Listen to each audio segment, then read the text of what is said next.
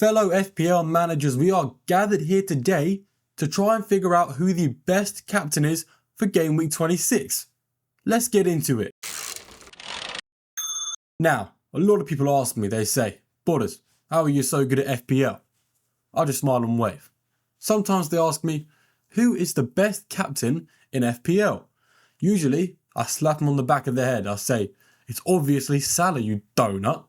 But in this case, they're quite reasonable for asking that question because it's a very, very close call between a few players in this game week. So what we're going to do is we're going to be looking at each player individually to see who has the best underlying data.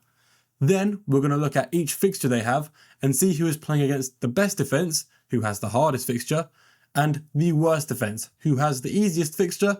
Then putting 2 and 2 together, looking at the zonal weaknesses too to see who really is the best player to captain. Last time we did this, Isak got 16 points and Salah got 2, so make sure you take this seriously because, you know, last time we got it right, we could get it right again. First off, we're going to look at Salah, guys. Now, Salah here, as you can see, straight away with the underlying data, it's looking pretty good, but I do want to clear things up first of all. 1.6 of those expected goals have come from penalties, which is a worry because goal threat is the most important stat in the game. And if you look at Salah without penalties, he's only got 0.8 expected goals and 2 big chances in the last 5 games that he's played. That is really, really bad, guys. It's not a good stat at all. It's something we have to think about. He does have the most predicted points in the game for this game week with 7.1. So the AI still predicts him to be the highest scorer. But I'm a little worried. I'm not convinced Salah is the best captain to go for because obviously playing away to Man City is tough and we'll look into that a bit later. But based off recent form, Salah is far behind players like Isak and Mateta, even players like Chris Wood and Wissa. Guys, Salah has not been on the best form and Liverpool have not been that great either these past couple games. I'm not trying to diss Liverpool at all. Like, I do hate them, but I'm not trying to diss them. I'm just saying they're not actually as great as they were a few weeks ago. They've been on some bad form. Be careful when picking Salah, guys. He's not just set and forget the best option this game week. There could be some better choices. Despite the fact he somehow has 258 points already this season, 100% guaranteed to break the FPL record that he currently holds, he still could be a worse option despite how much he has going for him. I mean, the other worry is if you go against Salah, you're going against everyone else in the entire game because let's be honest, everybody watching this, or most of you, you're going to be a wuss and pick Salah anyway because his ownership is going to be so damn high. But me personally, I don't like to base my decisions based off ownership. I want to pick who I think is going to be the best and play it my way. So next up, we are going to be looking at Alexander Isak. So Isak currently has 100 less points than Salah this season, which is no surprise. Salah is nearly 100 points above everybody in the game. Isak also failed to score in his last game because he was playing a tough fixture away to Man City.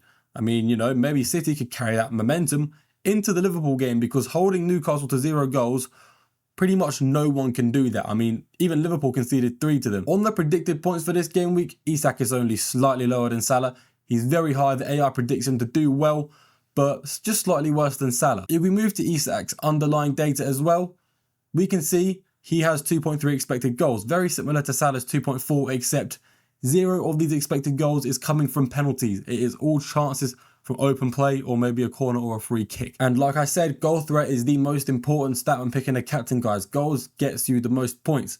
I know technically a goal for Salah would be worth 1 more point than it would for Isak, but you actually need to be in a position to get those goals, to get the points. And I don't think Salah's got a high chance of scoring next game week. Even playing away to Bournemouth, I didn't think Salah would get many expected goals. He ended up scoring 16 points, but only had 0.1 non-penalty expected goals. So that was quite lucky. Now he's playing away to Man City. I don't think he's going to get so lucky, which is why I like the look of the Isak data a lot more, because if you were paying attention, Isak actually has better creative potential as well, with 3 big chances created in the last 5 game weeks. That's higher than every other captaincy option we're going to be looking at. The most worrying thing about Isak for me though, something that really makes me scared of picking him, is the last 2 game weeks in particular. I said Liverpool have been on bad form. Newcastle haven't been great either. In the last 2 games, they've conceded 6 goals and only scored 1, and Isak's blanked in both of those games. They've not been doing too well. One of them was away to Man City, fair enough, very tough game. The other one was home to Fulham, and while Fulham are pretty good this season, you would expect Newcastle to do a lot better against them. And it's, making me think, are Newcastle starting a bad run of form, just like Liverpool? Or is it just a couple off games that they're going to bounce back from? We don't know. Looking at a third captaincy option, I didn't want to go with Palmer or an Arsenal player because they're all pretty bad, I'm not going to lie. I mean, Arsenal have no real attackers, and Palmer is on awful form at the moment, along with Chelsea. I don't personally think Palmer's playing bad. I just think the players around him kind of suck. The third best captaincy option is a very big differential, and it's going to be a Bournemouth midfielder. When I say Bournemouth midfielder, I don't mean Semenyo. I mean either Kluivert or Dango Iwatara. I personally think Kluivert is a little better. That's why I've got him up here. But Dango Iwatara is equally as good of an option because he's been playing striker. Kluivert is a lot lower than the other guys on the predicted points, which is understandable. But looking at the underlying data here, he's keeping up with them quite all right. But once again, guys, there's some penalty expected goals in here. Kluivert, 0.8 of his 2.2 expected goals have come from penalties. So that stat is a little lower once again. Not as low as Salah's, but it's not as good as it seems. Now, I know when you think of picking an FPL player, penalties is a big thing. Penalty is still a real goal. So why do I keep taking away the penalty expected goals? Well, it's because all three of these captaincy candidates are on penalties, guys, which means all three of these guys have an equal chance of scoring a penalty if they actually get one. And guys, we cannot forget, Kluivert just had a baby, so he is going to be very eager to go and celebrate and dedicate that celebration to his newborn child, which I would argue is extra motivation to get more FPL points. And guys, we need to consider every factor here, Captaincy this game week is a big decision. If you pick a differential and it does well, if you pick anyone but Salah and it does well, then it's going to give you big swings. Now we're going to go on to another really important factor. We're going to be looking at the defenses they're playing against, and we're going to be looking specifically at the home defense of certain teams and away defense of certain teams. For example, Man City, they're playing at home, so we're going to look at Man City's home defense.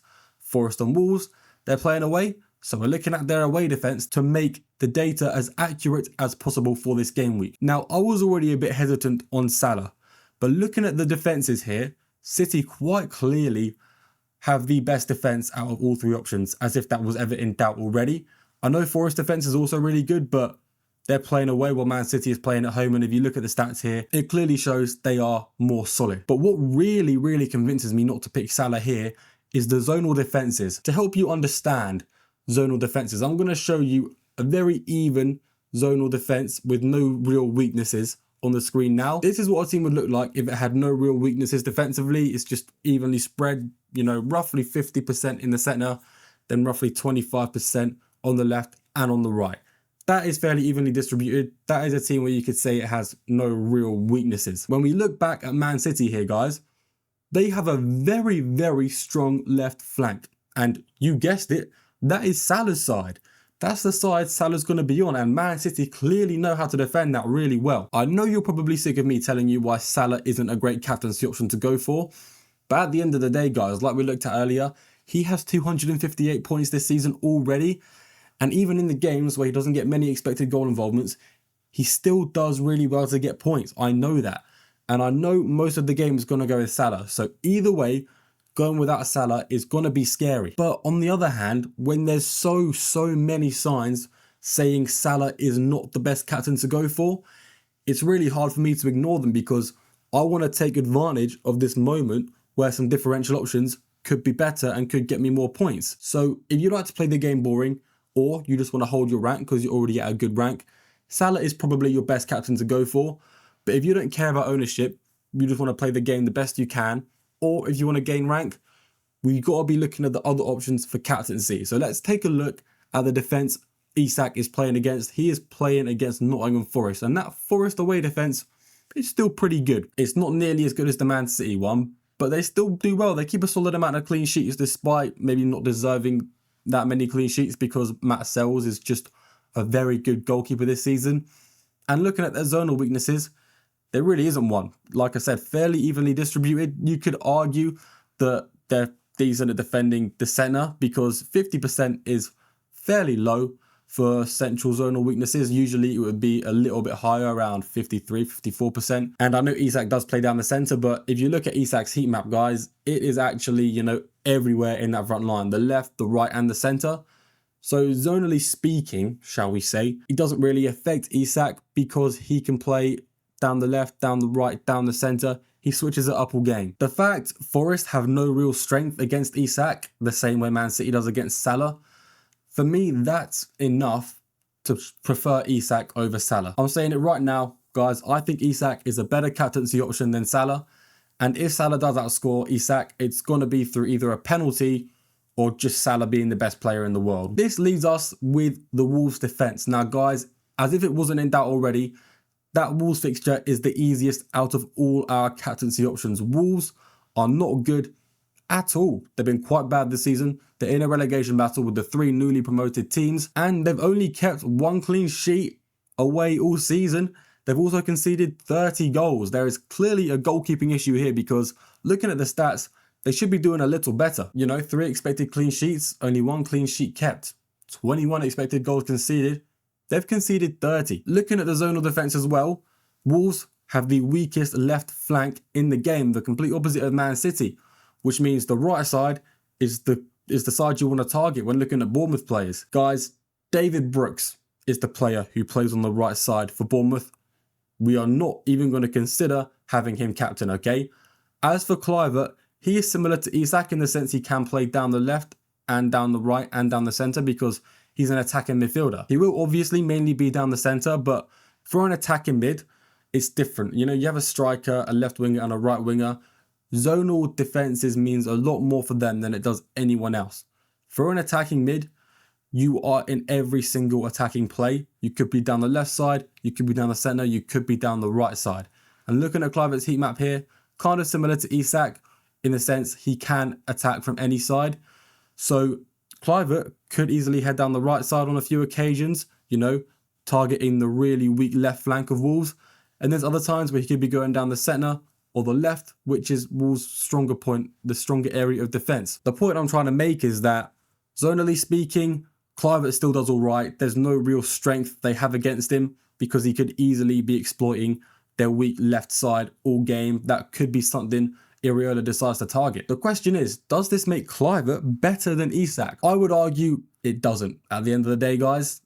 Reason being is, I think Isak is in general just a much better player than Kluivert. Isak has been doing this all season where he gets loads of expected goals and still overperforms them.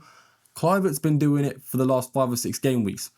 Prior to the last 5 or 6 game weeks, which is most of the season, Kluivert's just been average at best, which is why I'm scared to pick him as a captaincy option. Isak is proven and reliable to be arguably the best striker in the league this season and have a good fixture with the best underlying data.